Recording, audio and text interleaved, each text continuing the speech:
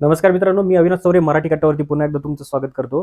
तर या ठिकाणी सर्व बहिणींची प्रतीक्षा संपलेली आहे। ICDS ची जी फायनल मार्काची जी आहे नॉर्मलायझेशन झाल्यानंतरची जी लिस्ट आहे ती या ठिकाणी पडलेली आहे। तर बऱ्याच विद्यार्थिनींना की या ठिकाणी कशा पद्धतीने ते मार्क कमी झालेले आहेत आणि बऱ्याच जणांचे या ठिकाणी मार्क वाढलेले आहेत। ते मार्क या ठिकाणी बघा 20 मार्क 25 मार्क ते 30 मार्कांनी सुद्धा कमी झालेत आणि 30 मार्कांपर्यंत वाढलेले सुद्धा आहेत। तर आपण या ठिकाणी पूर्ण व्हिडिओ बघणार आहोत। नॉर्मलायझेशन पद्धत काय असते ह्या या ठिकाणी महिलांनी सर्व बहिणींनी समजून घ्या, कारण तुमचे मार्क त्या बेसवरच कमी आणि जास्त झालेले आहेत। ज्यांचे आधी जास्त असतील आणि ते आता कमी झालेले आहेत त्यांनी सुद्धा या ठिकाणी समजून घ्यायचं आहे, आणि ज्यांचे कमी होते आता वाढलेले ते कोणत्या पद्धतीने या ठिकाणी मी नॉर्मलायझेशनवर व्यवस्थितरित्या तुम्हाला सांगणार आहे।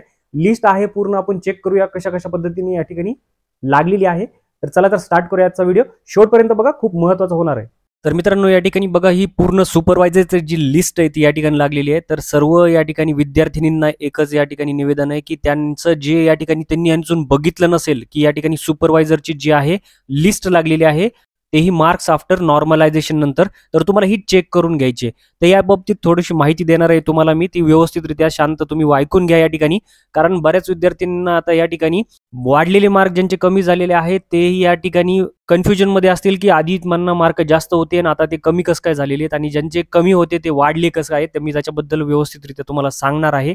या ठिकाणी बघा पोस्ट नेम बघा सुपरवायझर होते, या ठिकाणी रोल नंबर दिलेला आहे त्यांनी, रोल नंबर नुसार ही पूर्ण लिस्ट आहे तुमची, ना की मार्कानुसार लावलेली आहे। तर रोल नंबर जसा जसा असेल त्यानुसार तुम्ही बघून घ्या।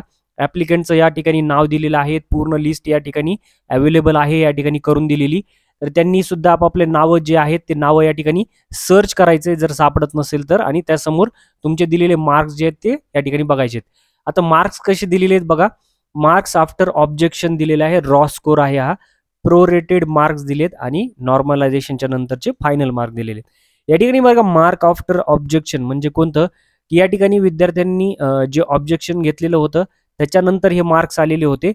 त्यानंतर बरेचसे या ठिकाणी क्वेश्चन जे आहेत ते या ठिकाणी मायनस झालेले होते, म्हणजे बऱ्याच जणांचे क्वेश्चन जे ते मायनस झाल्याच्या नंतर प्रोरेटेड मार्क्स या ठिकाणी आलेले होते।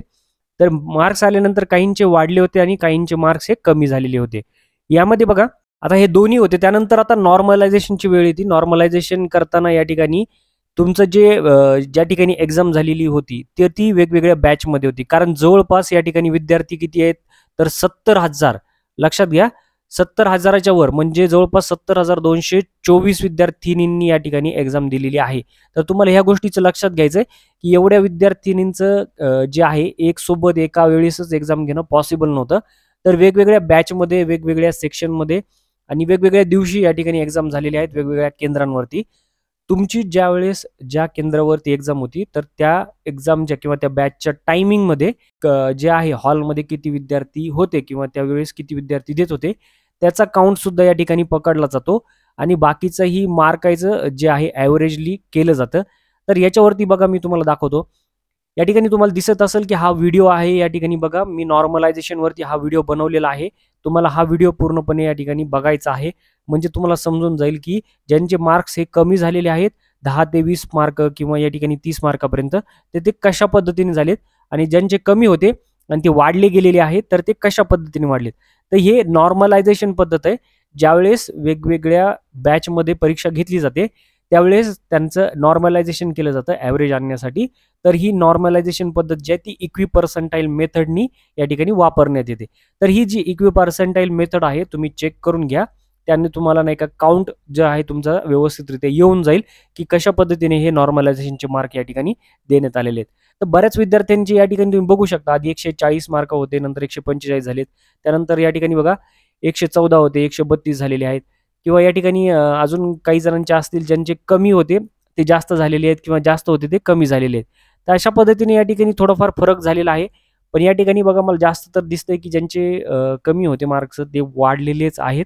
तर कमी कोणाचे झाले असतील तर मला कमेंटमध्ये या ठिकाणी नक्की कळवा की आधी त्यांचे जास्त होते आणि आता कमी झालेले आहेत। कारण या ठिकाणी बघा बऱ्याच विद्यार्थ्यांनी 127 येते 147 झाले, म्हणजे जवळपास 20 मार्काचा या ठिकाणी गॅप जे आहे ते पडलेला आहे मार्कांसाठी। 112 होते ते 129 पॉईंट समथिंग पर्यंत आलेले आहेत, 44 होते ते 50 पर्यंत गेलेले आहेत। तर प्रत्येकाचे मार्क हे वाढलेलेच आहेत।